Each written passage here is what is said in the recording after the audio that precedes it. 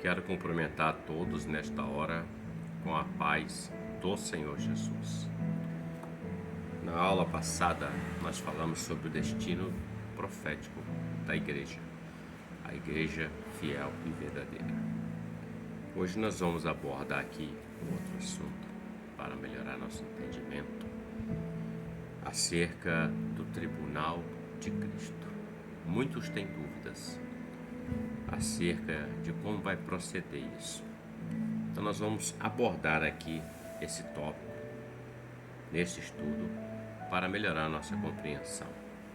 Nós vamos ler um texto da palavra do Senhor que se encontra em 2 Coríntios, capítulo de número 5, o verso de número 10, que diz assim: porque todos devemos comparecer ante o tribunal de Cristo, para que cada um receba segundo o que tiver feito por meio do corpo, ou bem ou mal. Então, Paulo, escrevendo essa carta segunda à igreja de Corinto, ele fala de um tribunal.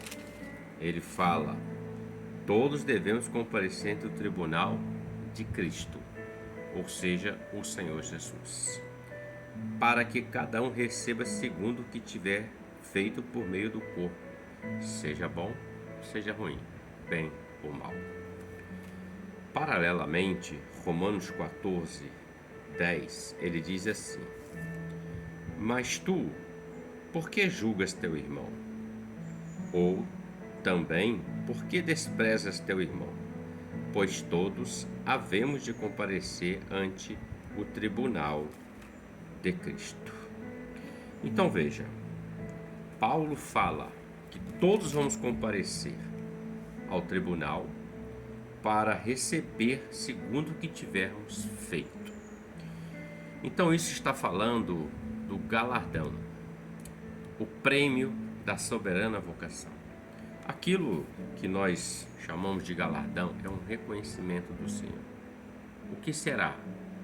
A palavra do Senhor nos dá algumas pistas e entendimento. Mas de fato, plenamente, naquele dia saberemos. Não é que no céu vai ter pessoas melhores e outras piores. Nada disso. É um reconhecimento da parte do Senhor Jesus para os seus servos, a sua igreja, que andaram fazendo a obra como deveria fazer. Pois bem, seguindo. Tribunal de Cristo. Quando falamos receber cada um segundo a obra, ele está falando daquilo que foi feito. Em 1 Coríntios capítulo 3, verso 9 ao 15, eu vou ler, está escrito assim: porque, perdão, 1 Coríntios 3, do 9 ao 15, vamos lá. 3, do 9 ao 15, deixa eu me situar aqui. Porque nós somos cooperadores de Deus, vós, lavoura de Deus e edifício de Deus, segundo a graça de Deus que me foi dada. Pois eu, como sábio arquiteto, o fundamento, e outro edifica sobre ele. Mas veja como cada um edifica sobre ele. Porque ninguém pode pôr outro fundamento, além do que já está posto, o qual é Jesus Cristo.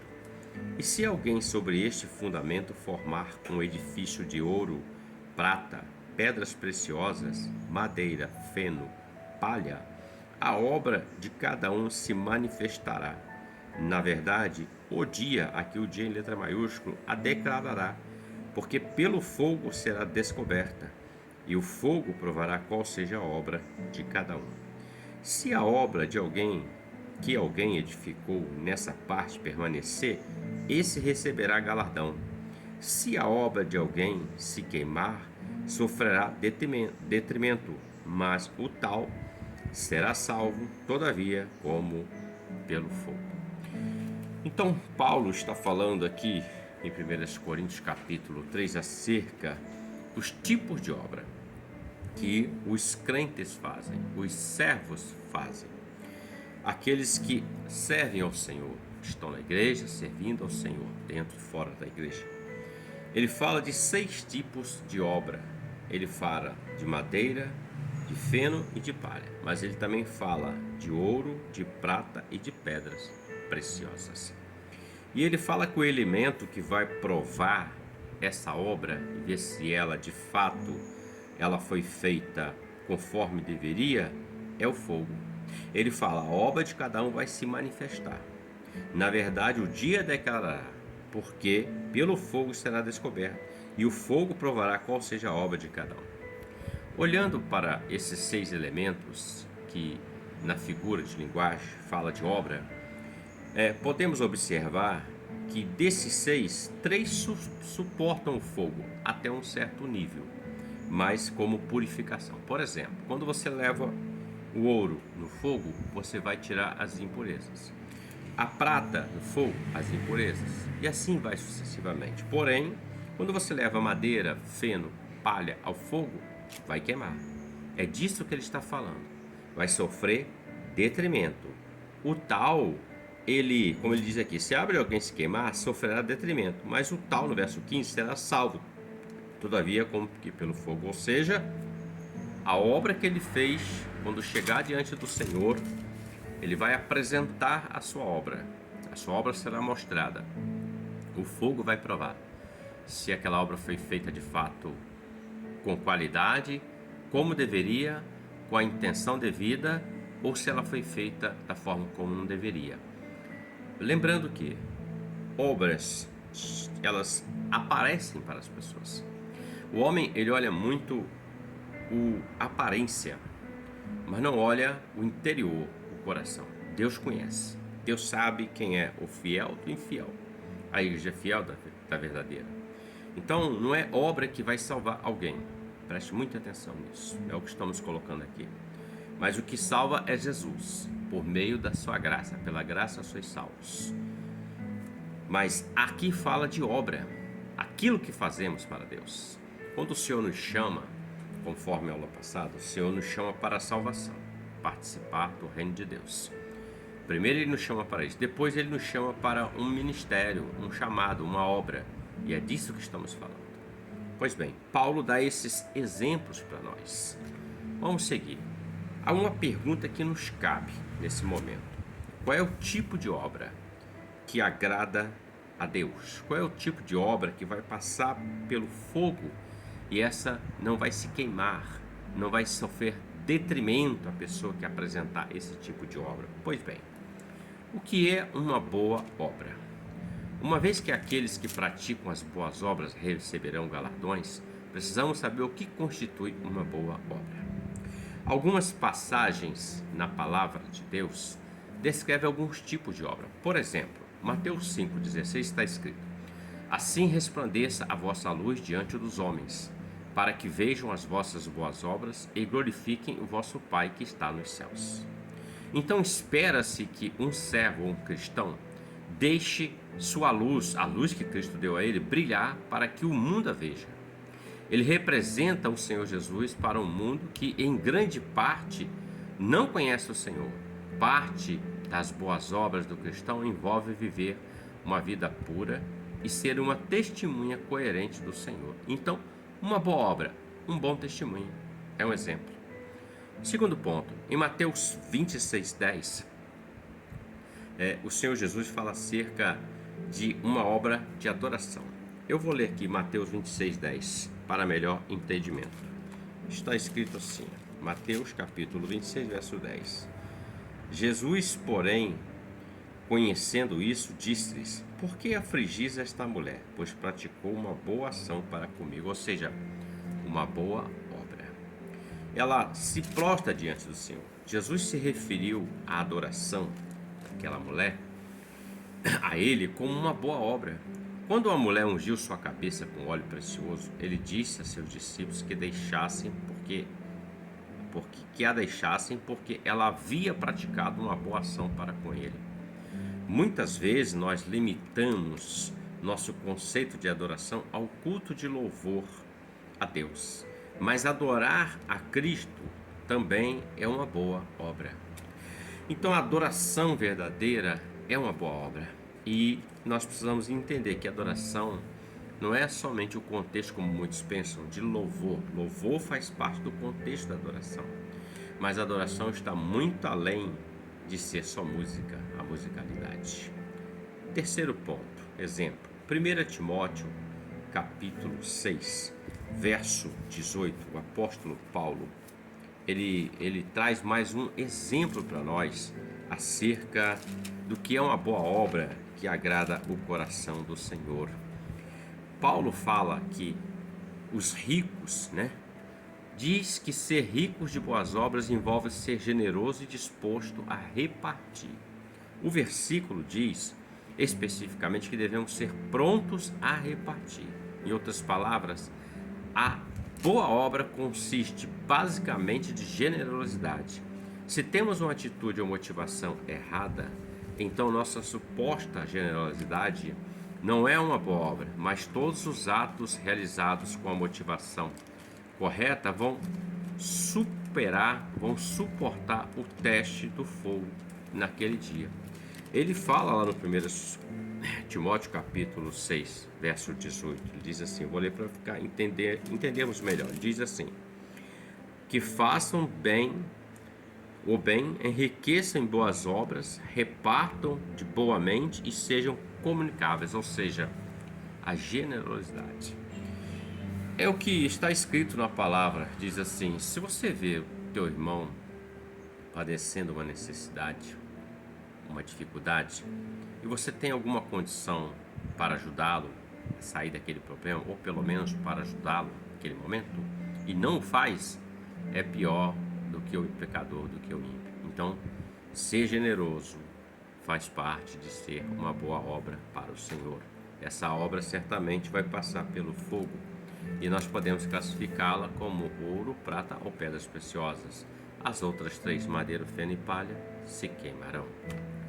Então veja, queridos, obras boas com a motivação correta é aquilo que se chama de boa obra, é o que vai dar galardão ao servo do Senhor.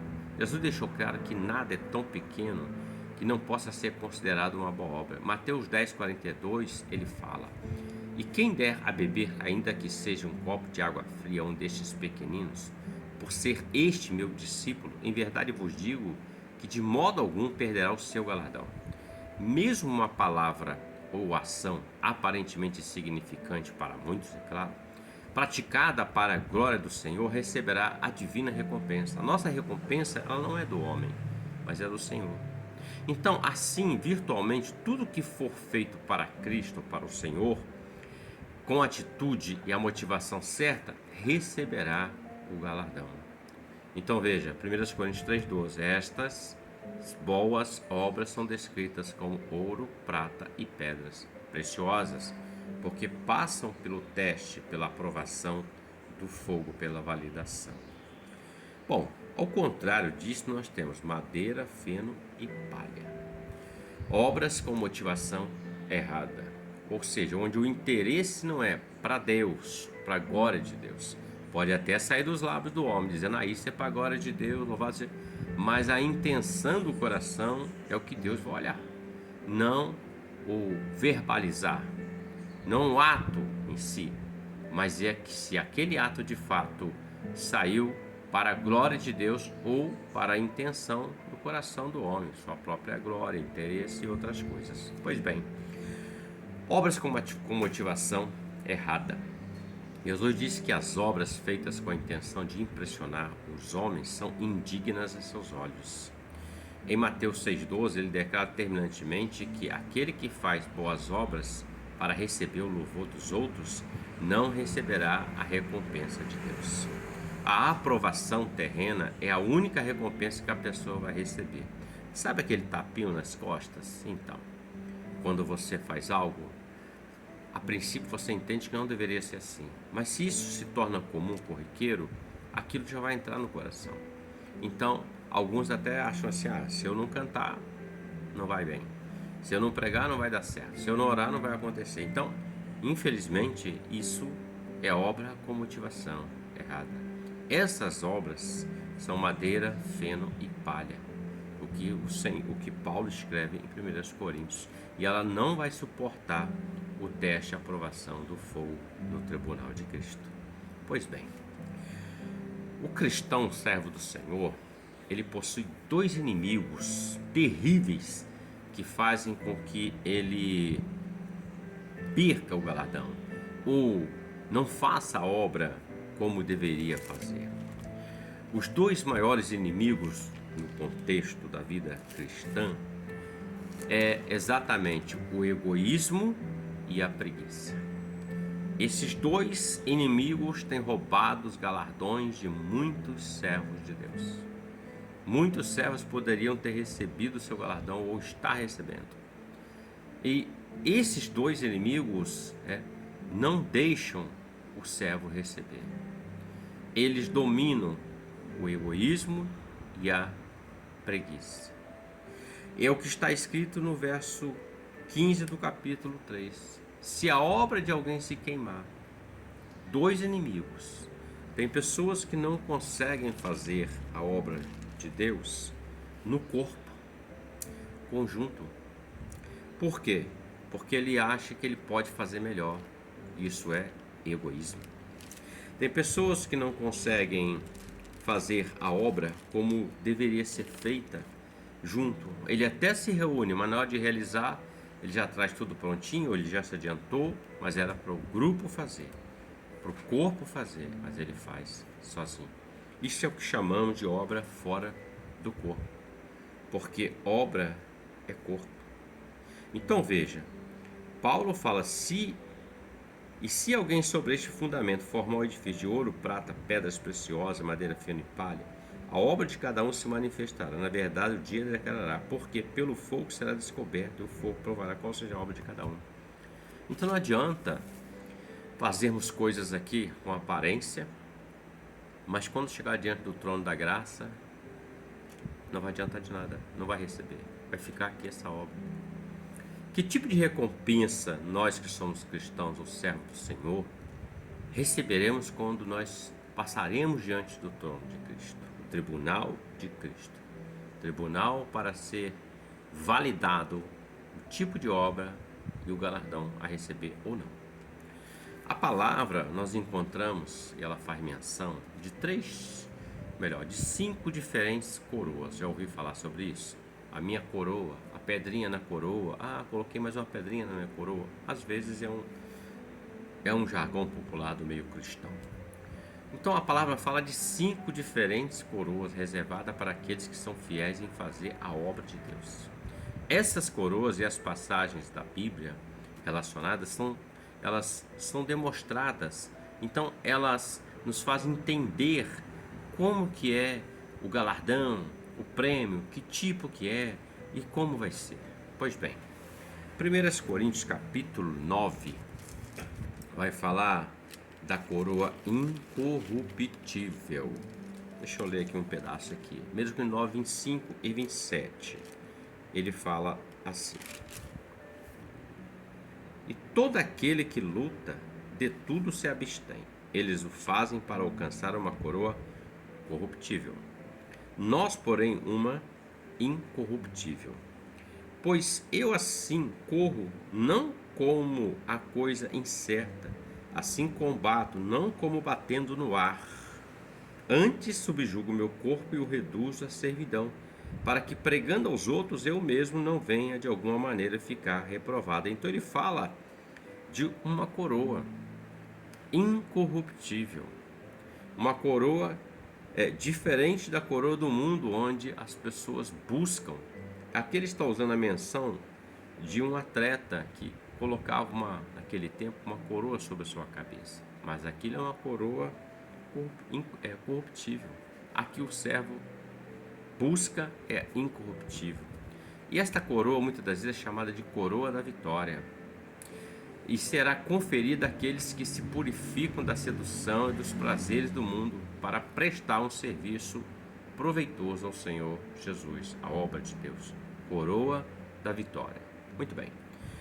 Uma outra coroa está na carta de Tiago, capítulo de número 1, o verso de número 12. declara assim: bem-aventurado o varão que sofre a tentação, porque, quando for provado, receberá a coroa da vida, ao qual o Senhor tem prometido aos que o amam. Coroa da vida, outro tipo de galardão.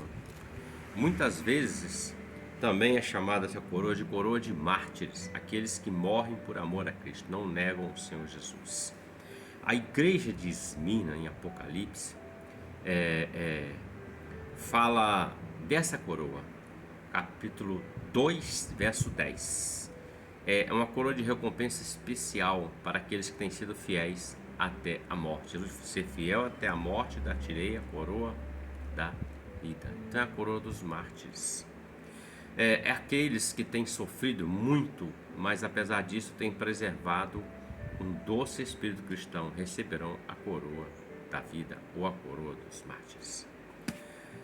Outro ponto, em 1 Pedro, no terceiro coroa, capítulo 1, primeira carta de Pedro, capítulo 1, 1 Pedro, capítulo 5, do 1 ao 4, ele fala assim: aos presbíteros que estão entre vós, admoesto eu, que sou também presbítero com eles e testemunha das aflições de Cristo e participante da glória que se há de revelar. Apacentai o rebanho de Deus que está entre vós, tendo cuidado dele, não por força, mas voluntariamente, nem por torpe ganância, mas de ânimo pronto, nem como tendo domínio sobre a herança de Deus, mas servindo de exemplo ao rebanho. E quando aparecer o sumo pastor, que é o Senhor Jesus, alcançareis a incorruptível coroa de glória. Então, Pedro está falando de um tipo de coroa, a coroa da glória. Esta coroa, pelo contexto, o texto que lemos, ela é dada àqueles que são pastores, por exemplo, chamado coroa do pastor ou coroa do bispo, aqueles que têm o apacentar. Veja que ele fala assim, apacentai o rebanho de Deus que está entre vós, tendo cuidado dele, não por força, mas voluntariamente, nem por torpe ganância, mas de ânimo pronto. Então essa coroa será dada, que é o galardão, aos que estão à frente da obra, estão à frente do trabalho, apacentando as ovelhas que não são nossas, que não é do pastor, é de Deus. O pastor, às vezes, quando ele olha para si mesmo e ele apacenta o rebanho, mas ele coloca ele em primeiro plano, isso está errado, porque a ovelha não é nossa, não é dele, é do Senhor Jesus. E a responsabilidade de apacentar é do pastor, porque terá que ser dado conta daquela ovelha. Por isso, alimenta-se, tira aquilo que não presta, coloca ela limpinha, porque ela pertence ao Senhor. Então naquele dia será cobrado tudo isso. Essa é a terceira coroa. Então nós vimos a coroa incorruptível, a coroa da vida e a coroa da glória, nesses textos que referenciamos. Um outro está na segunda carta de Paulo a Timóteo, no capítulo 4, verso 8, que diz assim: mas agora a coroa da justiça me está guardada, a qual o Senhor justo juiz me dará naquele dia em maiúsculo, e não somente a mim, mas também a todos os que amarem a sua vinda. Que coisa maravilhosa!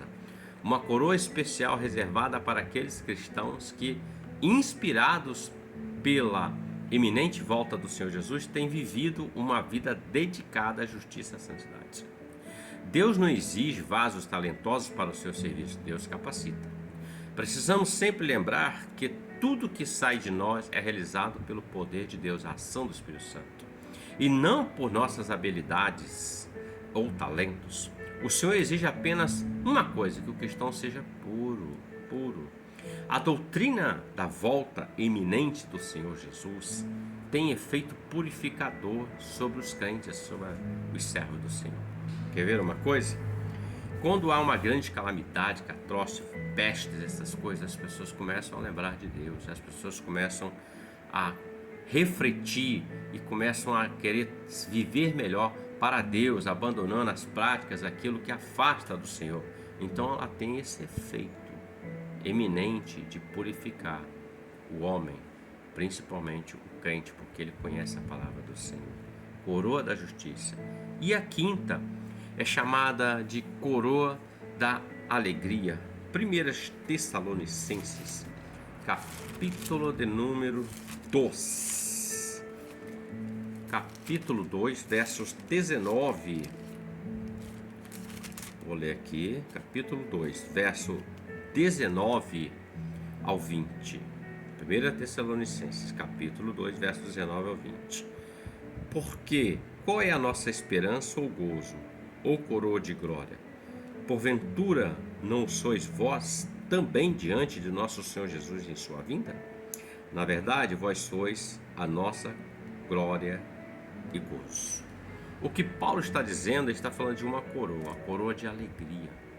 Muitas vezes é referida como coroa do ganhador de almas, aquele que prega a palavra, aquele que evangeliza pessoas. E quando eu falo pregar, não estou falando de ficar ali, aqui ou lá pregando, não é isso.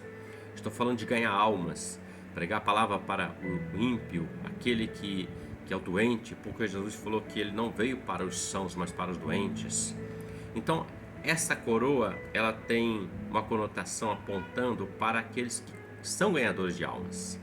Esta coroa está reservada para aqueles que têm dedicação e dedicado sua atenção principalmente à salvação das almas perdidas. Esse tipo de serviço é realizado discretamente, sem que os outros cristãos ou outras pessoas vejam. São os heróis anônimos. Por quê? Eles fazem a obra e o Espírito Santo convence o homem do pecado, do juízo e da justiça. E isso faz com que o homem entre a presença de Deus. Então, esse é o galardão. Esse tipo de obra, ela vai passar pelo fogo e ela não sofrerá o seu detrimento. Então, o tribunal de Cristo estará estabelecido. Uma outra pergunta que cabe: para que serve ou servirá esta coroa que será dada aos fiéis?